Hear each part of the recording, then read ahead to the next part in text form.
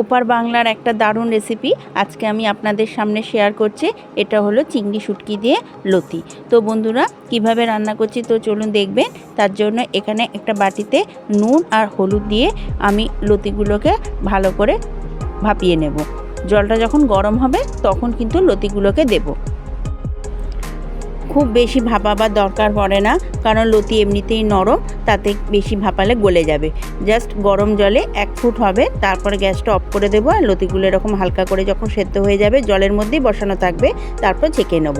তারপর আমি এখানে আরেকটা বাটিতে একটু নুন আর একটু হলুদ দিয়ে আমি যে চিংড়ি মাছগুলোকে নিয়েছি, অর্থাৎ চিংড়ি শুটকি এগুলোকে ভালো করে এই গরম জলে কিন্তু টকবক করে একবার ফুটিয়ে নেব।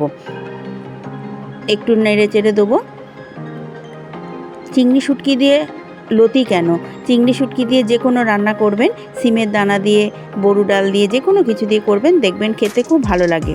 এবার আমি এই চিংড়ি শুটকিগুলোকে জল থেকে ভালো করে ছেঁকে নিয়ে এরকম সর্ষের তেল দিয়ে কিন্তু ভেজে নেব।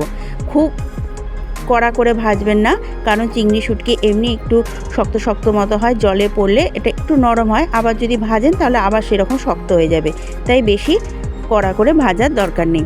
একটুখানি নুন, হলুদ বা লঙ্কার গুঁড়ো দিয়ে একটু ভালো করে হালকা করে ভেজে নিলাম। ভেজে নেবার পর এই চিংড়ি শুটকিগুলোকে এবার আমি এগুলো তুলে নেব। তুলে নেবার পর তারপরে এই কড়াইয়ের মধ্যেই কিন্তু আমি সর্ষের তেল দেব। আর সর্ষের তেল দিয়ে এই রান্নাটা করব। তারপর আমি এখানে লতিগুলোকে ঢেলে দেব। লতিগুলোকেও কিন্তু ভেজে নিতে হবে। গ্যাসটা একটু বাড়িয়ে দেব, কারণ ধিমে আঁচে করলে লতিগুলো বড্ড ঘেটে যায়। তাই একটু গ্যাসটা বাড়িয়ে দিয়ে একটু নুন, হলুদ আর একটু সামান্য লঙ্কার গুঁড়ো দিয়ে লতিগুলো ভালো করে একটু সর্ষের তেলে নাড়াচাড়া করে একটু ভেজে নিলাম। লতিগুলো ভাজা হয়ে যাবার পর তারপর আমরা এইখানে লতিগুলো তুলব না। তারপর এখানে একটা ছোট সাইজের পেঁয়াজ আর রসুনটা আগে দেব। রসুনটা দিয়ে ভালো করে একটু নাড়ব। তারপর পেঁয়াজ ঘষাটা দেব। এখানে একটা মিডিয়াম সাইজের পেঁয়াজ নিয়েছি। নিয়ে লতির সঙ্গে এই পেঁয়াজটাকেও ভেজে নেব।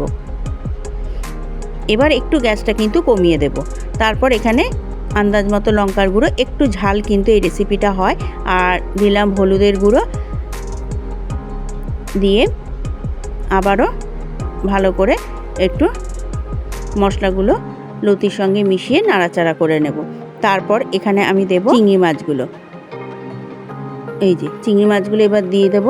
খুব ইজি রান্না, খুব তাড়াতাড়ি হয়ে যায়, বেশি সময় লাগে না, কিন্তু খেতে গরম ভাত দিয়ে শুকনো শুকনো করে খেতে কিন্তু খুব ভালো লাগে। যারা শুটকি মাছ পছন্দ করে তারা এইভাবে লতি দিয়ে, চিংড়ি শুটকি দিয়ে রান্না করে খাবেন। আশা করি আপনাদের রেসিপিটি খারাপ লাগবে না। আর গ্যাসটা কিন্তু এই সময় আমার কমানো থাকবে, অনেকটাই কমিয়ে দেবো। দিয়ে ধিমে আছে এবার চাপা দিয়ে কিন্তু আমি লতিটা রান্না করব। আমি কিন্তু এখানে কোনো জল দেব না। লতি যত টান টান করে রান্না হবে তত কিন্তু লতির স্বাদটা ভালো পাওয়া যায়। এই যে দেখুন, ধিমে আছে রান্নাটা করছি বলে লতির গা দিয়ে কত তেল বেরিয়ে আসছে।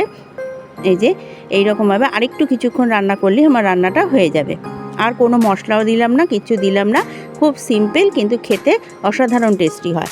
তো বন্ধুরা, আশা করব আমার এই ভিডিওটা আপনাদের ভালো লেগেছে। আর এই ভিডিওটা কিন্তু আপনারা প্রথম থেকেই শেষ অবধি দেখেছেন, এই আশাটা আমার আছে। তো বন্ধুরা, আমার রেসিপিগুলো যদি আপনাদের ভালো লাগে তাহলে কিন্তু অবশ্যই লাইক করে দেবেন। আর আমার চ্যানেলে নতুন বন্ধু হলে চ্যানেলটিকে অবশ্যই সাবস্ক্রাইব করে দেবেন। তো বন্ধুরা, এই রেসিপি কিন্তু আপনাদের কীরকম লাগলো আমাকে কিন্তু অবশ্যই লিখে জানাবেন।